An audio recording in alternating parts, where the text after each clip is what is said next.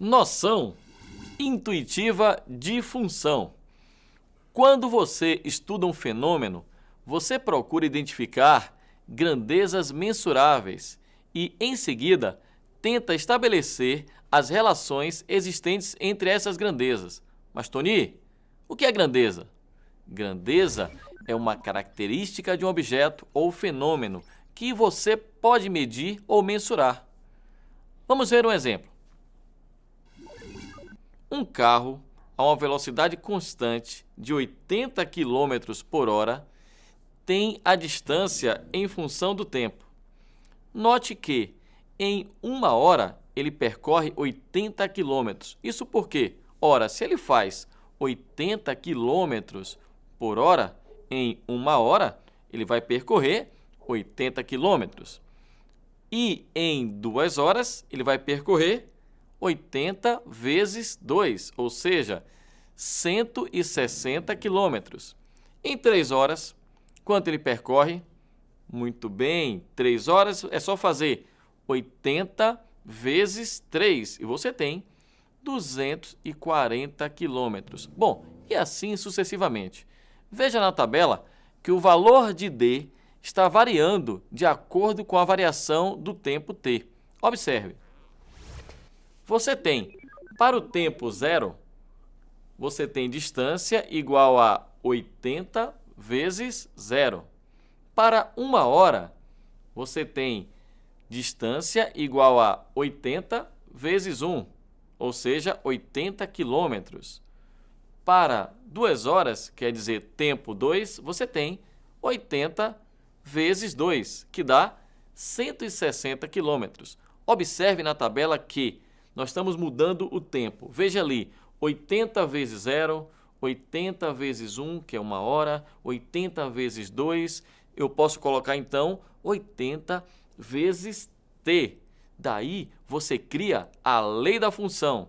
A distância é igual a 80t.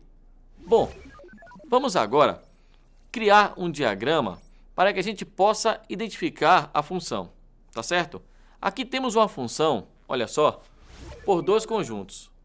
Observe nesta relação de A em B que para todo elemento x do conjunto A, sem exceção, está associado um único elemento y do conjunto B. Observe bem, tem o conjunto A com os números 0, 1, 2 e 3 e o conjunto B com os números 1, 2, 3, 4 e 5. Quando que é uma função? Se eu relaciono o 0 com o 2, de que jeito? Eu coloco x sendo 0, y sendo 0 mais 2. Logo, y será igual a x mais 2. Logo, eu tenho 0 e 2, tenho 1 mais 2, 3, tenho 2 mais 2, 4 e tenho 3 mais 2, 5. Veja, cada elemento do conjunto A está relacionado a um único elemento do conjunto B. Assim, nós temos uma função. Para ser função, o conjunto A, que é denominado conjunto de partida, não esqueça, hein? O conjunto A é denominado conjunto de partida.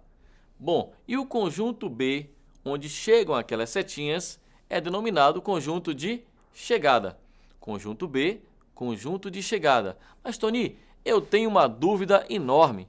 A imagem é sempre o conjunto de chegada? Não.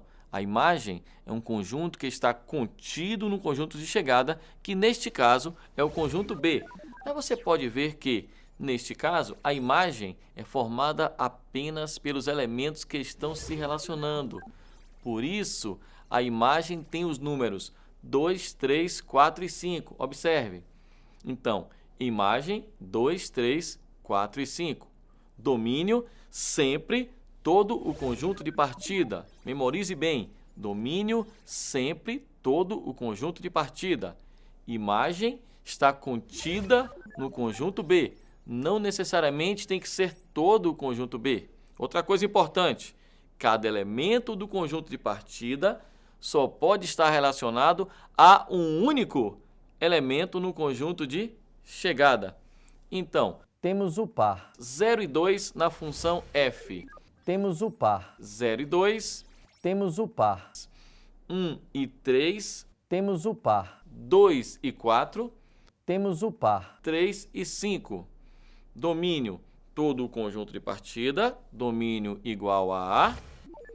Imagem, 2, 3, 4 e 5. E contradomínio, Tony?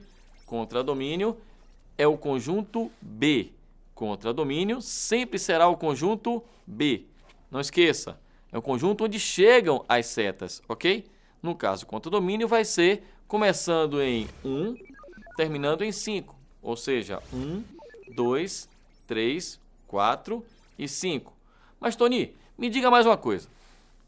Se eu sei que eu tenho uma função onde o x mais 2 dá igual a y, e eu sei que o y está se relacionando a x, o y está em função de x, o y depende do valor que eu atribuo a x, eu posso dizer que minha função fica y igual a x mais 2, ou então posso dizer que y é igual a f de x?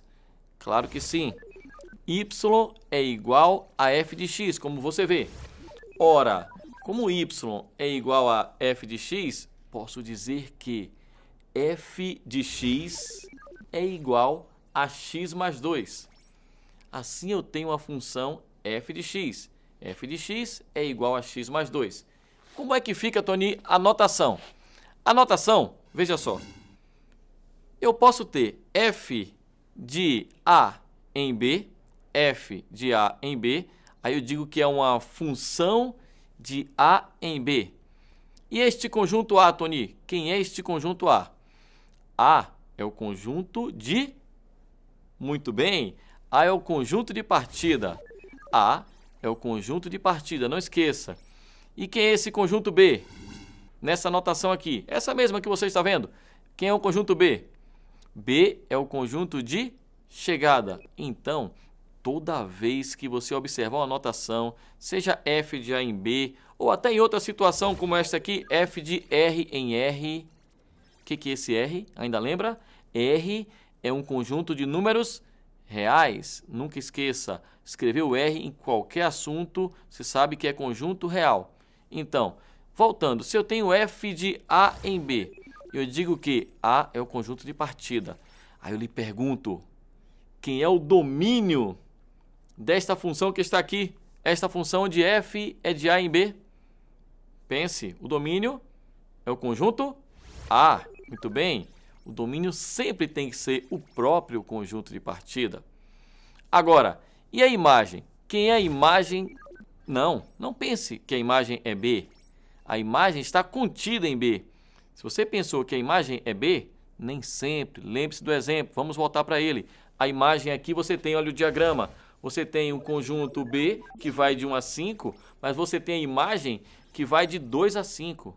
A imagem está contida em B, mas não necessariamente é igual a B. Claro que pode acontecer você ter uma imagem igual ao próprio conjunto, tá certo? Bom, então, na nossa função f de x igual a x mais 2, eu posso pedir para você determinar, por exemplo, f de 0. Na função f de x igual a x mais 2, como calcular f de 0? F de 0 vai ser igual a 0 mais 2, como você está vendo. F de 0 é igual a 0 mais 2. Bom, e se eu quiser aqui fazer o seguinte, observe essa função, f de x igual a x mais 2, e eu peço para você calcular f de 1. F de 1 vai ser 1 mais 2. F de 2 vai ser 2 mais 2. F de 3 vai ser 3 mais 2.